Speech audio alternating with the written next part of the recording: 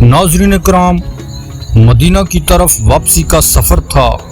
غزوہ بنی مستلق ختم ہو چکا تھا اور صحابہ کرام رضی اللہ تعالی عنہم اپنے محبوب آقا کے ہمراہ کامیاب و کامران لوٹ رہے تھے۔ صحرا کی تپش کے بعد جب مدینہ کی ہوائیں چہرے سے ٹکرائیں تو ہر ایک کا دل شاداب ہو گیا، لیکن اچانک آسمان کا رنگ بدل گیا۔ شدید آندھی نے لشکر کو گھیر لیا، ریت کے بگولے آنکھوں کو اندھا کرنے لگے، یہاں تک کہ محسوس ہوتا تھا کہ پوری جماعت ریت کے نیچے دب کر فنا ہو جائے گی۔ سب گھبرا گئے، مگر رحمت دو عالم صلی اللہ علیہ وسلم نے سکون سے ارشاد فرمایا، یہ آندھی ایک منافق کی موت کے لیے بھیجی گئی ہے۔ یہ سن کر صحابہ کرام کو یقین ہو گیا کہ یہ حادثاتی طوفان نہیں بلکہ قدرت کا پیغام ہے۔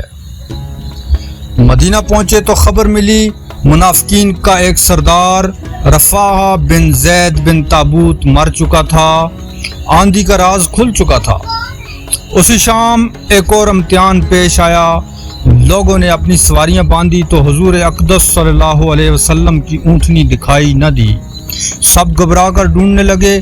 اسی دوران ایک منافق نے انصار کی مجلس میں زہر اگلا، محمد صلی اللہ علیہ وسلم ہمیں بڑے بڑے غیب کی خبریں دیتے ہیں، آپ اپنی اونٹنی کے بارے میں کیوں نہیں بتاتے؟ یہ زہر اگل کر وہ منافق حضور اقدس صلی اللہ علیہ وسلم کے پاس آیا۔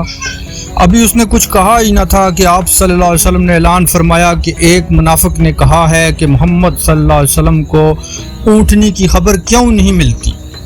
سنو، اللہ نے مجھے خبر دے دی ہے، وہ اونٹنی سامنے کی گھاٹی میں ہے اور اس کی مہار ایک درخت میں اٹکی ہوئی ہے۔ یاد رکھو، اللہ کے سوا کوئی غیب نہیں جانتا۔ یہ سن کر صحابہ دوڑے اور بالکل ویسے ہی اونٹنی کو پا لیا جیسے رسول اللہ صلی اللہ علیہ وآلہ وسلم نے فرمایا تھا۔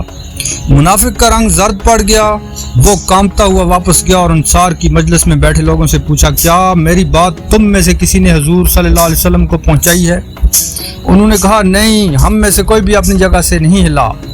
وہ چیخ اٹھا، اللہ کی قسم، یہ بات تو میں نے کہی تھی اور اب محمد صلی اللہ علیہ وسلم نے وہی الفاظ دہرا دیے۔ باخدا اب تک میں ان کی نبوت میں شک کرتا رہا، لیکن آج گواہی دیتا ہوں کہ محمد اللہ کے سچے رسول ہیں۔ اس منظر کو دیکھ کر ہر دل پر نقش ہو گیا کہ رسول اللہ صلی اللہ علیہ وسلم کی زبان سے نکلنے والی ہر بات اللہ کی وحی کے نور سے معمور ہے اور ایمان والوں کے لیے بڑھتی ہوئی روشنی ہے۔